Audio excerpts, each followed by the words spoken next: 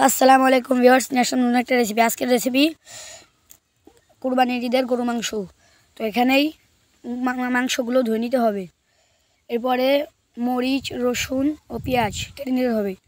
এরপর এখানে শুকনো মরিচ বেটে নিতে হবে, আর তার সাথে জিরাও বেটে নিতে হবে। তো এখানে আদা রসুন বাটা নিয়ে নিতে হবে। তো আমাদের ক্যামেরাটা অফ ছিল, জিরা বাটা দেখাতে পারিনি। তো এখানে দারচিনি, লবঙ্গ, এলাচ, জিরা ভেজে নিতে হবে। ভাজার পরে পাটায় গুঁড়ো করে নিতে হবে। তো এখানে আমরা গরম করে দিচ্ছি। এরপর আমরা এখানে আদা রসুন বাটা ও শুকনো মরিচ বাটা ও ধনের গুঁড়ো ও লবণ ও বেশি করে লাল মরিচ। তো বন্ধুরা, আপনারা তো জানেন আমরা একটু ঝাল বেশি খাই। তো এখানে ভালো করে মাখিয়ে নিতে হবে তেল দিয়ে আমরা 1 ঘন্টা রেখে দিয়েছিলাম। তো এখানে ভাজা মশলাগুলো গুঁড়ো করে নিতে হবে। এরপরে এখানে পেঁয়াজ, মরিচ ভেজে নিতে হবে। তো রসুনটা দিইনি বন্ধুরা আমরা। তো বন্ধুরা, প্লিজ লাইক, সাবস্ক্রাইব, কমেন্ট করে দিবেন, যাতে আরও এরকম ভালো ভালো ভিডিও পেতে পারেন। তো এখানে মাংসগুলো দিয়ে দিলাম। তো বন্ধুরা, তো আপনাদের দোয়া ও ভালোবাসা আমাদের 100 সাবস্ক্রাইবার পূর্ণ হলো। তো বন্ধুরা, আমাদের ভিডিওগুলো বেশি বেশি করে দেখতে হবে। তো দেখুন বন্ধুরা, ভালো করে নাড়াচাড়া করতে হবে। এরপরে আমরা মশলাগুলো গুঁড়ো করে নিচ্ছি। তো দেখুন মশলাগুলো গুঁড়ো করে নিলাম। এরপরে বলক ওঠাতে হবে। তো দেখতেই পাচ্ছেন বন্ধুরা, কালারটা অনেক সুন্দর এসেছে, আর খেতেও মাশাআল্লাহ অনেক মজা।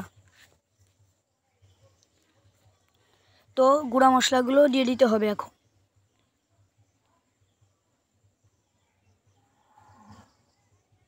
তো ভালো করে মিশিয়ে নিতে হবে। বন্ধুরা, আপনারাও একদিন ট্রাই করবেন, দেখবেন খেতে অনেক মজা লাগবে। তো বন্ধুরা, আমি আমার নানু বাড়িতে এসেছি। তো নানু বাড়িতে আসার অনেকগুলো ভ্লগ আপনাদেরকে দেখাবো। তো এখানেই দেখুন, আপনাদেরকে আগের ব্লগে আমরা আমাদের দাদু বাড়ি দেখিয়েছিলাম, এবার দেখাবো আমাদের নানু বাড়ি। তো দেখুন বন্ধুরা, অনেক সুন্দর লাগছে দেখতে, আর খেতেও অনেক মজা। তো আপনারাও ট্রাই করে দেখতে পারেন ঈদের দিনে, যে কীভাবে রান্না করতে হয় এই রেসিপিটা।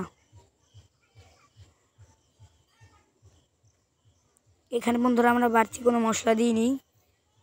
তো দেখুন, এরপরে একটু ঢাকা দিয়ে দিতে হবে।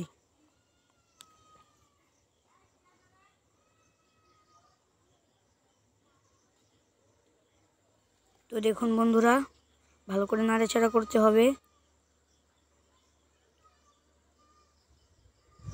এখানে কাঁচামরিচ দিয়ে দিচ্ছি 5-6টা। এখানে আবার বলক উঠিয়ে নিলাম।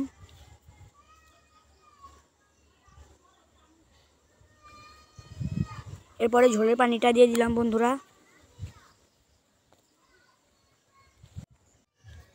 তো দেখুন বন্ধুরা, বলক উঠাতে হবে ভালো করে।